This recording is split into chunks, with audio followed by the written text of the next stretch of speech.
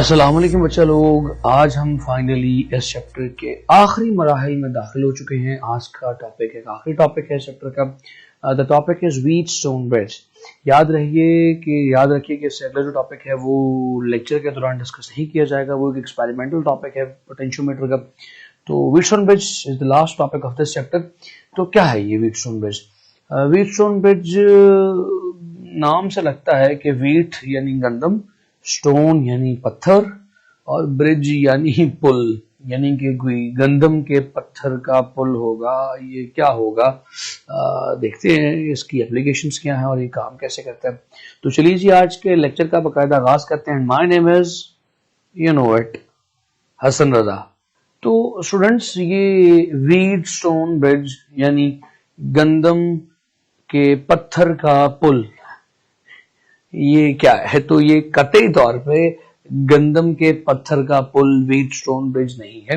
एक साइंटिस्ट था व्हीटस्टोन, उसने एक सर्किट डिजाइन किया, ऐसा सर्किट डिजाइन किया जो किसी भी अननोन रेजिस्टेंस को फाइंड आउट कर सकता है। So it is a bridge. Bridge क्यों कहते हैं इसे? ये है इसकी डायग्राम।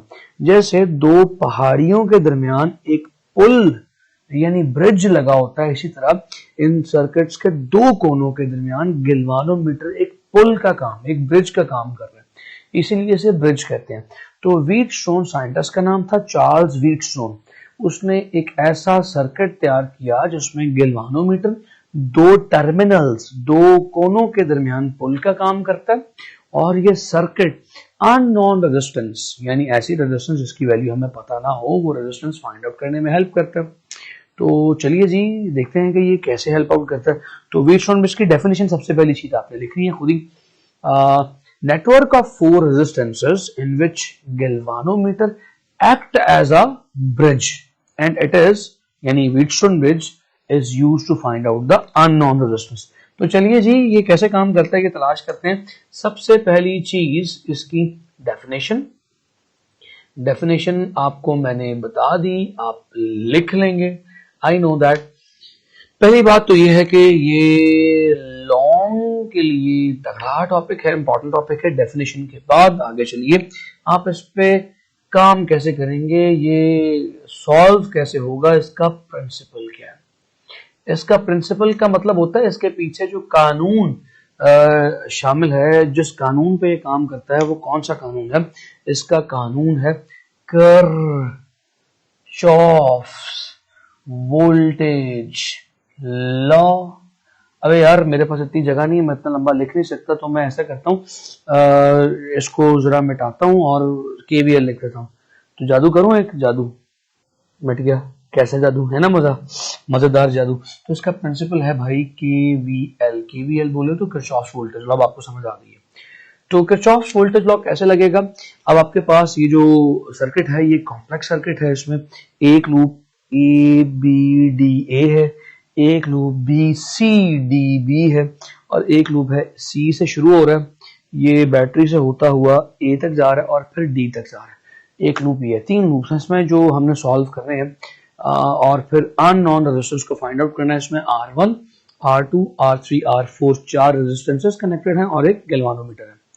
मान लेते हैं कि ये जो R1 है ये हमारी वो शिकार रेजिस्टेंस है जो हमने फाइंड आउट करनी है। इसकी वैल्यू हमें नहीं पता, हमें इसे फाइंड आउट करना है, ये हमारा मिशन है आज का। तो हमने कहा कि हमारे पास तीन लूप्स हैं, तीनों लूप्स में करंट की डायरेक्शंस फाइंड आउट करते हैं ताकि किरचॉफ्स लॉ अप्लाई कर सके। मैंने आपको जब किरचॉफ का सेकंड लॉ यानी वोल्टेज लॉ लास्ट लेक्चर में पढ़ाना शुरू किया तो मैंने कहा था सबसे पहला काम होता है कि आपने घबराना नहीं है, उसके बाद आपने करंट की डायरेक्शन फाइंड आउट करनी है। तो जाहिर है अगर तो बैटरी का ये स्विच ऑन हो, ये पॉजिटिव है ये नेगेटिव है, तो करंट कहां से कहां फ्लो करेगा? पॉजिटिव टू नेगेटिव फ्लो करता है। तो नीचे वाले लूप में करंट की डायरेक्शन क्या होगी? लाल से ड्रॉ करते हैं, current would be like this. तो ये है जी आखिरी सबसे नीचे वाला लूप है, तो इसे I3 कह रहा हूं। ये वाला पहला होगा, इसे I1 कहूंगा।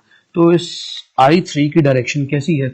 यहां से निकलेगा करंट, यहां से ऊपर जाएगा और यहां से होता हुआ नीचे आएगा, यहां से होता हुआ फिर ऊपर जाएगा, फिर यहां से होता हुआ नीचे आएगा और फिर बैटरी में जाएगा। So this is the direction of I3 in the lower loop. तो ये बात डायरेक्शन की हो गई, आपने डायरेक्शन देख ली। अब एक बात जो मैंने तब नहीं थी बताइए, बताने लगा हूं, याद रख लें। अगर तो आपको एक लूप की करंट की डायरेक्शन पता चल जाए ना, तो बाकी लूप्स में करंट की डायरेक्शन वही होती है जो पहले वाले में होती है, आप वही बना देते हो। तो अगर इसमें करंट की डायरेक्शन क्या है भाई, ये है ना, ये कौन सी है, this is called as anti clockwise, घड़ी के ऑपोजिट चलता है। तो बाकी सब में एंटी क्लॉकवाइज ड्रॉ कर दो, फटे चक दो। तो इसमें भी डायरेक्शन ऑफ करंट क्या होगी, ऐसे एंटी क्लॉकवाइज। तो अब जरा आराम से ड्रॉ करता हूं। यहां से करंट ऊपर जाएगा, यहां से फिर ऊपर जाएगा, यहां से फिर नीचे आएगा। सो इसमें डायरेक्शन ऑफ करंट मैंने ब्लू से ड्रॉ कर दी, और इसमें भी मैं एंटी क्लॉकवाइज ड्रॉ करूंगा। सो इसमें भी direction of current would be anti clockwise. इसका करंट I2, इसका करंट I1। तो एंटी क्लॉकवाइज यहाँ पे कैसा होगा, देखो भाई, यहां से ये नीचे आ रहा है, यहां से नीचे आ रहा है, और यहां से ऊपर जा रहा है। सो ये डायरेक्शन ऑफ करंट्स मैंने सारी ड्रॉ कर दी। अब देखो यार, तगड़ी बात आ गई, आपने डायरेक्शन ऑफ करंट समझ लिए तो फिर आपके लिए अगला काम समझना आसान हो जाएगा। इस गैल्वानोमीटर में से दो करंट्स पास कर रहे हैं। एक करंट है I1 ऊपर की तरफ, और एक है I2 नीचे की तरफ। तो दोनों क्योंकि ऑपोजिट डायरेक्शन में है, तो नेट करंट ऑफ गैल्वानोमीटर क्या होगा बड़ी इंपॉर्टेंट बात। मैं अब आपसे कंडीशन शेयर करने लगा हूं। ये शॉर्ट क्वेश्चन में पूछा जाता है, what is the condition of Wheatstone bridge. भाई ये किस शर्त पर काम करता है, ये बड़ा मूडी है, ये एक शर्त पर काम करता है, किस शर्त पर काम करता है। तो कंडीशन ये है, देखो भाई, गैल्वानोमीटर में से दो करंट्स पास कर रहे हैं, एक ऊपर एक नीचे। मैंने किरचॉफ लॉ में बताया था कि यार ये करंट फौजें हैं, किसकी, चार्ज की फौज है, जो आमने सामने आ रही है, दूसरे के ऑपोजिट आ रही है। तो चार्ज का नेट करंट कितना होगा, I1 माइनस I2 होगा ना। तो I1 minus I2 is the net current of charge. ये गैल्वानोमीटर अगर जीरो डिफ्लेक्शन दे दे तो इसका मतलब क्या है, जितना I1 ऊपर है उतना I2 नीचे है, यानी गैल्वानोमीटर बैलेंस हो गया। गैल्वानोमीटर जीरो डिफ्लेक्शन दे रहा है, पॉइंट समझो। अगर तो गैल्वानोमीटर जीरो डिफ्लेक्शन दे दे, गैल्वानोमीटर बैलेंस हो जाए, तो I1 माइनस I2 क्या हो जाएगा, जीरो हो जाएगा। यही इसकी कंडीशन है। So the condition of the Wheatstone bridges I1 minus I2 should be zero. ये जीरो होना चाहिए।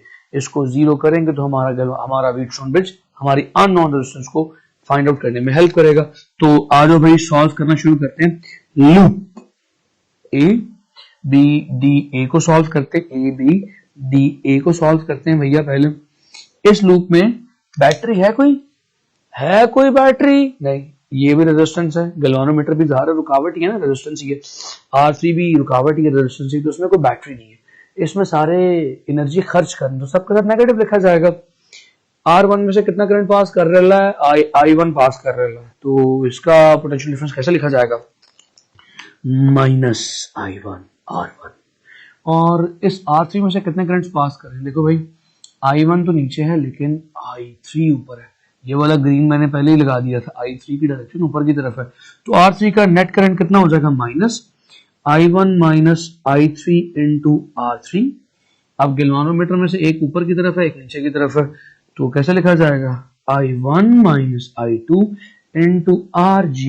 RG is the resistance of galvanometer is equal to zero.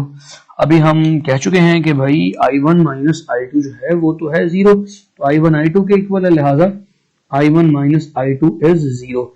बेटा जान जगह ध्यान से इस्तेमाल करें, अब्बा जी की जगह नहीं है, इतना बड़ा व्हाइट बोर्ड नहीं है, हमने पूरी डेरिवेशन करनी है। नो ऑफेंस, ये मैंने आपको नहीं अपने आप को कहा, मैं बहुत खुला लिख रहा हूँ, मैंने बहुत लंबी डेरिवेशन अभी करनी है।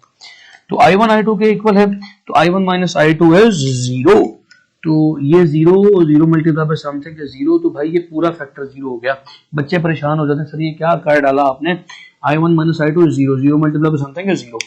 तो ये क्या बन जाएगा, minus I1 R1 minus I1 minus I3 into R3 minus zero. ऐसे ही है, इज इक्वल टू जीरो। तो डायरेक्टली इसको लिखने की जरूरत नहीं, आप सिंपल जीरो के इक्वल पुट कर सकते हैं। अब इस चीज को उठा के उस तरफ ले लें, तो इक्वेशन बन जाएगी minus I1 R1 is equal to, इधर नेगेटिव हो जाकर प्लस हो जाएगा, I1 minus I3 into R3। सो हाजा बाजा इक्वेशन नंबर 1। पहली इक्वेशन आ गई, एक लूप सॉल्व कर लिया। अब अगली लूप को सॉल्व करते हैं। लूप कौन सा लूप है भैया, थोड़ा सा ऊपर जाना है यार, इतनी जगह ऊपर क्या करना है, ऊपर तारे हैं BCDB, BCDB। ये देखो भाई, अब इस लूप को सॉल्व करते हैं, इस वाले लूप को सॉल्व करने लगे हैं। और इस वाले लूप में भी कोई बैटरी नहीं है, तो पोटेंशियल डिफरेंस जो है वो सारे के सारे नेगेटिव में लिखे जाएंगे। R2 में से एक ही करंट पास कर रहा है I2, तो लिखा जाएगा माइनस I2 R2। गैल्वानोमीटर में से दो करंट पास कर रहे हैं, जानते हो I1 minus I2 into RG लिखा गया साथ, और माइनस यहां पे कितने करंट्स पास कर रहे हैं I1 माइनस I2 है, इस R4 में से I2 पास कर रहा है ऊपर और I3 पास कर रहा है नीचे, तो ये हो जाएगा I2 minus I3 into R4 is equal to 0। अब क्योंकि आप कह चुके हैं I1 minus I2 is equal to 0 है, तो भाईजान कोई परेशानी की दिक्कत की बात नहीं है, ये टर्म हो गई 0, तो बचेगा क्या minus I2 R2 minus I2 minus I3 into R4 is equal to 0, उठा के उधर ले जाओ, minus I2 R2 is equal to I2 minus I3 into R4। क्या कहते हो, यहां तक पहुंच गए? हाजा फिर बाजा इक्वेशन नंबर 2।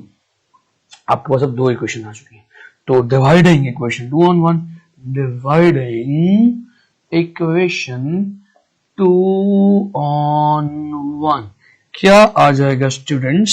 तो देखिए what you will get, minus I2 R2, 2 को 1 पे डिवाइड कर लीजिए, चाहे 1 को 2 पे डिवाइड कर लीजिए, बुक में 1 को 2 पे किया हुआ तो हम 1 को 2 पे करते हैं, ये मुझे याद आ गया चलते चलते, फिर आपने परेशान होना था, कोई फर्क नहीं पड़ता, आप वो भी कर सकते हैं। तो ये हो जाएगा minus I1 R1 is equal to, ये क्या लिखा हुआ है भाई, I1 minus I3 into R3, equation number 1 आ गई, इक्वेशन नंबर 2 पे डिवाइड कर दो। इक्वेशन नंबर 2 क्या है, minus I2 R2 divided by I1 minus I3, I2 minus I3 into R4। यार देखो, अगर I1 is equal to I2 है तो ये कैंसिल हो सकते हैं ना, सेम चीजें।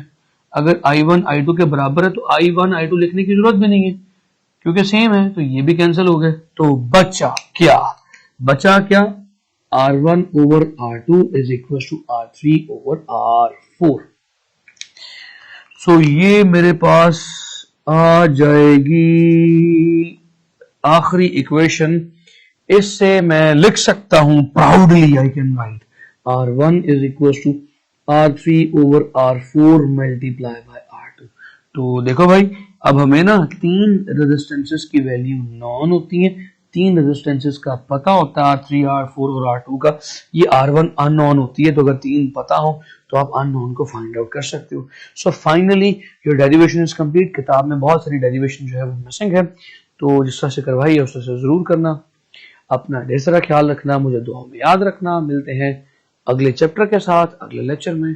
Thank you so much, take care of yourselves, see you in the next video. अल्लाह हाफिज़।